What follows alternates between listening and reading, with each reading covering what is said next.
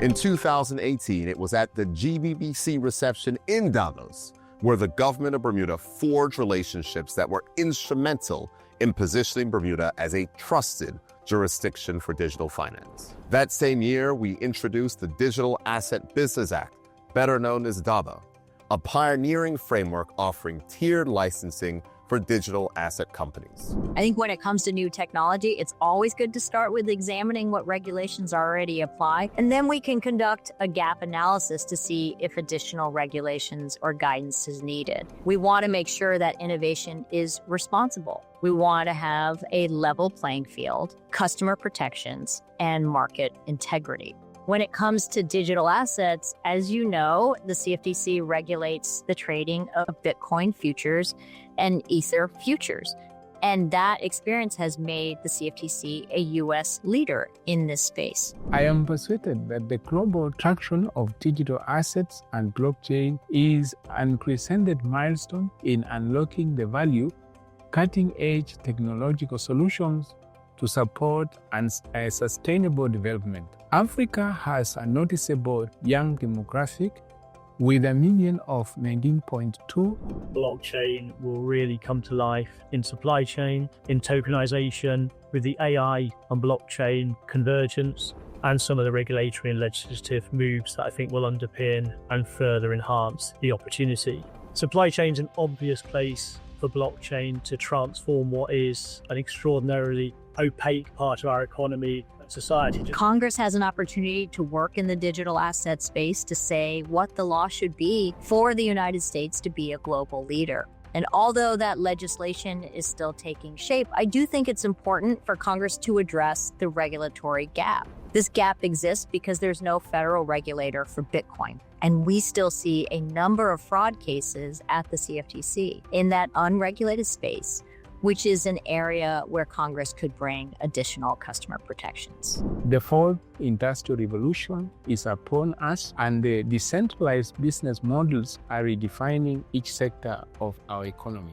Kenya recently issued a draft policy and regulatory framework for virtual asset service providers for public participation. This is expected to bring this important segment under regulatory oversight to ensure service providers play by the rules. The financial services sector, often at the vanguard of new technologies, will see increasing deployments. I think there'll be interesting moves in the derivatives markets, tokenization of real-world assets, and the liquidity that brings forward. In many ways, you could shorthand and say tokenization is going to be one of the quickest accelerants of this blockchain technology that we've all been talking about for such a long time.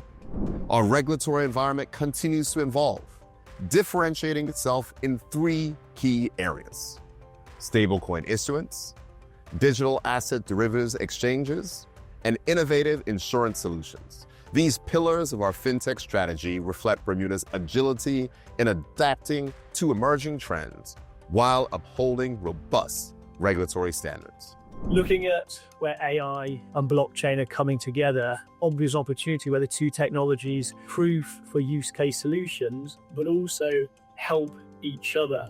We are just about to commence a rigorous capacity building exercise with stakeholders to get information across addressing blockchain technology key challenges, including around scalability, security, interoperability, and privacy.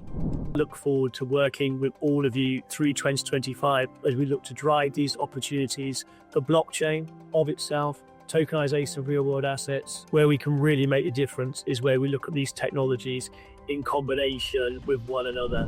By regulating virtual assets, we will be creating an enabling environment to realize the digital transformation of our economy and Kenya becoming a key participant in the ongoing efforts. Collaboration will be key, with players and regulators like yourselves gathered here to propel human-centric responsible innovation and tap into global capital flow. And as the G in GBBC stands for global, I have been in many bilateral and multilateral discussions with international regulators, including use cases for blockchain technology. I invite innovators and entrepreneurs worldwide to engage with our government and our regulator and experience firsthand the depth of expertise and support that we offer.